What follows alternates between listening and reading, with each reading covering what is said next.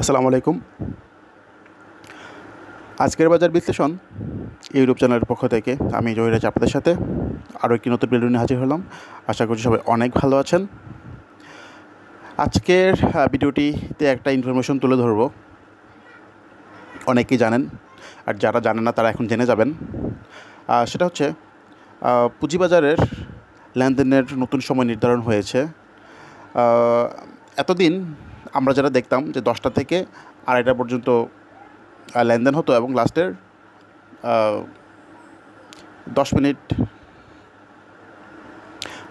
থাকতো কি যে পোস্ট ক্লোজিং। এখন আগামীকাল থেকে লেনদেন হবে, দ্যাট মিন 24 আগস্ট আগামীকাল থেকে লেনদেন হবে। সকাল 9:30 থেকে দুপুর 1:50 পর্যন্ত লেনদেন হবে। ঠিক আছে, সকাল 9:30 থেকে দুপুর 1:50 পর্যন্ত লেনদেন হবে এবং লাস্টের যে 10 মিনিট সেটা হচ্ছে কি পোস্ট ক্লোজিং।